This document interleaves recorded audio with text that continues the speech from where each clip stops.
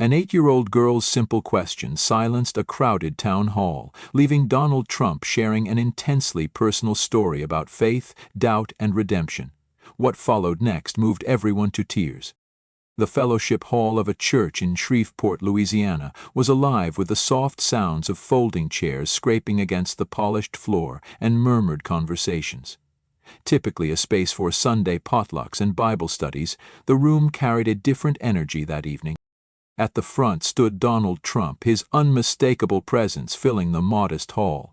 His orange-tinged complexion and signature hand gestures were familiar to all, yet tonight he seemed uncharacteristically subdued, perhaps sensing the gravity of the moment.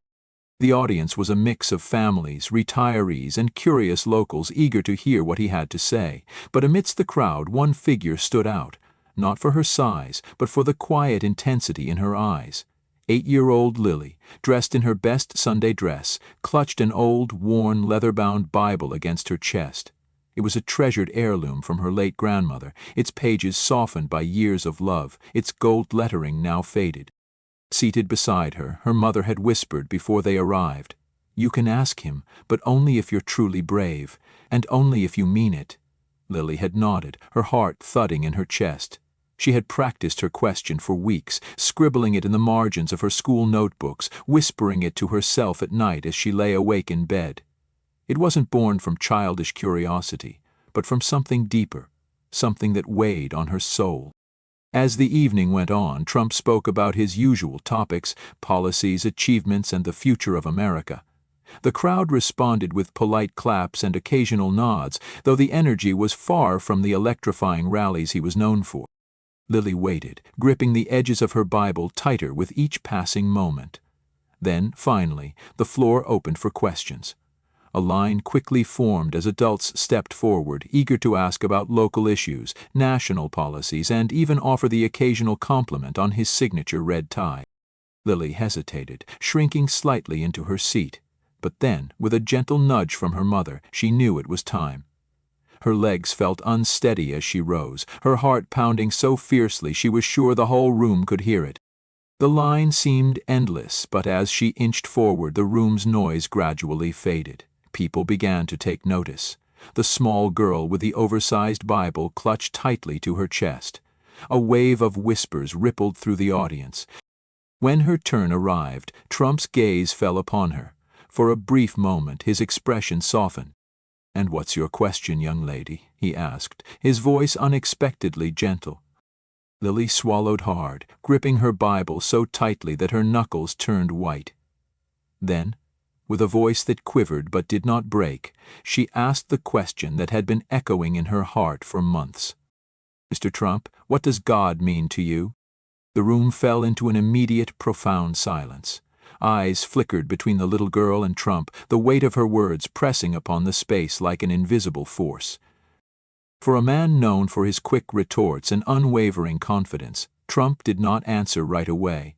He looked at her, then at the Bible she held, and something in his expression shifted. But before he could speak, the very air seemed to thicken with anticipation, drawing the entire room to the edge of their seats. His silence was deafening. A man who had built his career on fast-paced replies and bold declarations was now uncharacteristically still. He studied Lily for a long moment, his usual bravado replaced by something else, something softer. His gaze drifted back to the Bible in her hands. His lips parted slightly, but no words came. Lily shifted slightly under the weight of so many eyes. Her question had not been meant to challenge or provoke. It was sincere, born from an innocent but profound need to understand something bigger than herself, and in that moment, that honesty was louder than any campaign slogan or political debate. The room remained hushed. Even the sound of shifting chairs or stifled coughs seemed to vanish, as though the very walls were holding their breath. At last, Trump raised a hand slightly, as if steadying himself, and leaned into the podium. "That's a big question," he admitted, his voice lower and steadier than before. "And it's not one I've always had the answer to." The admission took many by surprise. A man known for his unwavering certainty was now confessing uncertainty before a roomful of people. He looked back at Lily, his expression softening even further, this time almost paternal. When I was about your age, he continued, I had a lot of questions about God too. My parents took me to church every Sunday. I remember sitting in the pews staring up at the stained glass windows, wondering if God was really listening to me. He paused again, this time letting his gaze sweep over the audience as if measuring their reaction.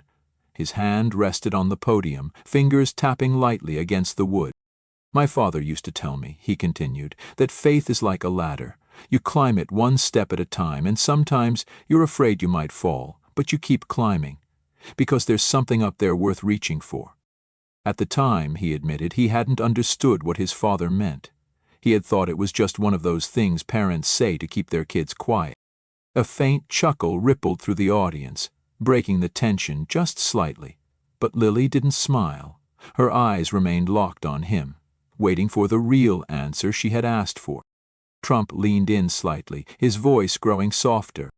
But as I got older, life threw a lot of challenges my way. I faced losses, failures, moments where I wasn't sure if I could keep going. And in those times, I didn't always feel like God was with me. Sometimes I was angry at him. Other times, I wondered if he had given up on me altogether. The room remained completely still. This wasn't the usual polished rhetoric they were used to hearing from him. This was something else, something raw, something real. But I'll tell you this, he continued, his voice steadying. Even in my worst moments, when I thought I was alone, I realized that faith isn't about always having the answers. It's about believing that, even when you can't see the whole picture, there's a purpose. There's something greater at work. He glanced at Lily, who was gripping her Bible a little less tightly now. Her wide eyes shimmered under the fluorescent lights. And to me, Trump said slowly, God is that purpose. He's the reminder that even when we fall, even when we fail, we're not done. He's the one who tells us to keep climbing the ladder, even when it feels like it's about to break. Before the weight of his words could fully settle, Lily's eyes welled with tears. The crowd murmured softly, sensing something extraordinary was unfolding. Her tears came quietly at first, one single drop sliding down her cheek as she clutched her grandmother's Bible closer to her chest. But as Trump's words lingered in the air, her small shoulders trembled. The whispers in the room grew louder, yet no one dared interrupt the moment. Her mother leaned over, placing a gentle hand on her back. "It's okay, sweetheart," she whispered. But Lily shook her head. This wasn't sadness, it was something deeper. Trump had spoken words she hadn't known she needed to hear, and in doing so, he had touched a place in her young heart she had long kept guarded. Trump seemed to notice her reaction. He took a step away from the podium, his expression unusually subdued. "What's your name?" he asked gently. "Lily," she stammered, her voice barely more than a whisper. "That's a beautiful name," he said with a faint smile. "You know, Lily, sometimes the simplest questions are the hardest ones to answer, and sometimes those questions remind us of what really matters." Lily nodded, her tear-drooped eyes never leaving his. "My grandma used to say that too," she said softly. "She said God is always listening, even when you don't hear him." Trump's expression flickered with something unspoken, a mix of admiration and understanding. He took a deep breath and turned his attention back to the crowd. "You know," he said, his voice carrying across the silent room, "this little girl just asked a question that most adults are too afraid to ask. What does God mean to you?" It's not an easy question because it forces us to look inward. It makes us face our fears, our doubts, our flaws. The room was utterly still, his words pressing down on everyone. For a moment, it felt as though Lily wasn't just a little girl clutching a Bible. She had become something more, a symbol of something greater. Her courage had changed the course of the evening, turning what had begun as a routine town hall into something much deeper, an intimate reflection on faith and humanity. Trump continued, his voice steady but quieter now. "We live in a world where we're always looking for answers outside ourselves. We think power, success, or money will fill the gaps. But they don't. The real answers are the ones that make us uncomfortable. The ones that make us ask, what do I stand for? What do I believe in? Who am I when no one else is watching?" He paused, his gaze returning to Lily. Thank you for reminding me of that, Lily. You're wiser than most adults I know." The crowd erupted into soft applause. But Lily didn't seem to notice. Her tears had stopped, replaced by a quiet sense of pride. She wiped her cheeks with the sleeve of her dress and looked up at her mother, who smiled at her with glistening eyes of her own. Yet as the applause faded, Trump's tone shifted once more. This conversation was far from over, and the room was about to be drawn even deeper into his story. The hall grew quieter still, as if the very air itself was holding its breath, waiting for Trump's next words. He shifted slightly at the podium, scanning the audience before his eyes settled back on Lily. There was a heaviness in his expression, something deeper than politics or public life, a weight that seemed to come from a place of personal history. "When I was a young man," Trump began, his voice quieter now, "I thought I had everything figured out. I had ambition, I had plans, and I had the drive to succeed. But there was one moment in my life, just one, that made me realize how little control I actually had." He paused, letting the weight of his words settle over the crowd. People leaned in, their curiosity almost tangible. Trump was not known for opening a window into his personal life, but now, it seemed, he was about to do just that. "My brother Fred," he continued, his voice carrying a different kind of gravity. "He was one of the kindest, most genuine people I've ever known. He had a light about him, a goodness. I didn't fully understand at the time. But Fred struggled. He had his demons, and no matter how much my family and I tried to help him, it wasn't enough." For a brief moment, Trump's voice faltered. He cleared his throat, steadying himself. "When he passed away, I was angry. Angry at him, angry at myself, angry at God." He exhaled deeply, his fingers gripping the podium's edge. "I couldn't understand why someone so good, someone with so much potential, had to leave this world so soon." Lily's gaze never wavered. Her young face carried an expression far too wise for her age. Around the room, people looked equally transfixed, their faces a mixture of empathy and quiet reflection. "For a long time after that," Trump admitted, "I turned away from God. I thought, if he was real, why would he let that happen? Why would he take someone like Fred and leave me behind?" He took a breath, his eyes momentarily distant. But then something changed. "I don't know if it was a dream or just a memory, but one night I saw Fred's face in my mind. He had this big goofy smile, the one he always had when we were kids, and I heard him say, 'Don't be angry, Don, you've got work to do.'" The room was utterly silent. The weight of his words settled over them like a tangible force. Even the faint sounds of traffic outside seemed to fade away, leaving only his voice and the quiet rhythm of hearts beating. "I realized then," Trump said, his voice steadying, "that faith isn't about understanding everything. It's about trusting that there's a reason even when you can't see it. And maybe, just maybe, Fred's purpose was to teach me that." He turned back to Lily, his expression softer than before. "So when you ask me what God means to me, I'll say this. He's the reason I keep going, even when it's hard. He's the reminder that we're here for more than just ourselves. And he's the one who gives us hope, even in the darkest times." Lily's eyes shimmered, but this time her tears didn't fall. Instead, she stood a little taller, holding her grandmother's Bible tightly, as if it were the most valuable thing in the world. Just as the room seemed to settle into the gravity of the moment, a movement in the crowd broke the silence. Someone raised a hand. A man near the back of the hall stood slowly, his rugged face lined with years of hard work. His expression was serious, the kind of quiet intensity that spoke of a life filled with its own struggles. He was the kind of man you might pass on the street without a second glance. A mechanic, maybe, or a father who attended church when life allowed. His voice, however, cut through the stillness like a bell. "Mr. Trump," he said, his words deliberate, measured, "I've spent years trying to figure out my own faith. Hearing you talk about it like this, about anger, doubt, and hope, it makes me wonder, have all of us been too afraid to admit we're struggling? Do you think that's part of the problem?" Trump seemed caught off guard, but he didn't hesitate for long. He leaned slightly on the podium, meeting the man's gaze. "You know," he began, I think a lot of us are afraid to admit we're not as strong as we want people to think we are. Faith isn't easy, it's messy, it's complicated. And sometimes it feels like you're just shouting into the void. He paused, letting the thoughts settle before continuing.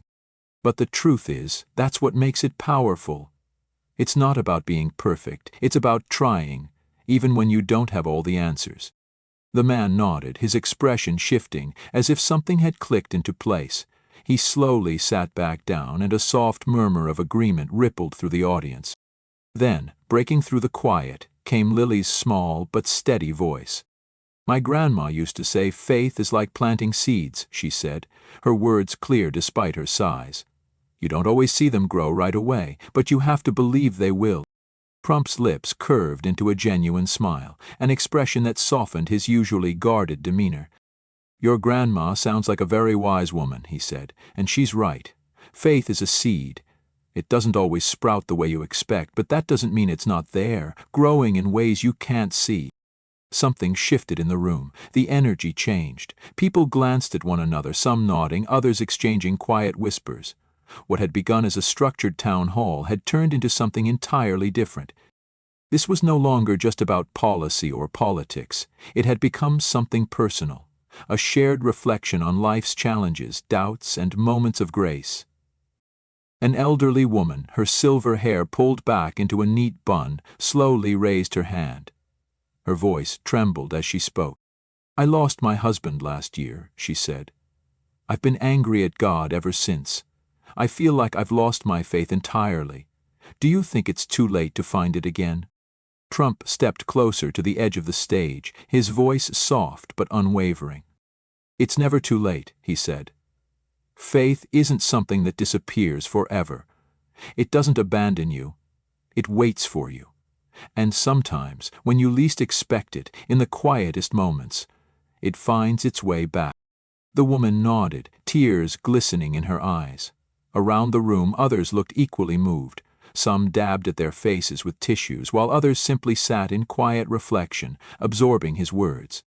But as Trump's response settled over the audience, it became clear that this evening had become something far greater than a series of questions and answers.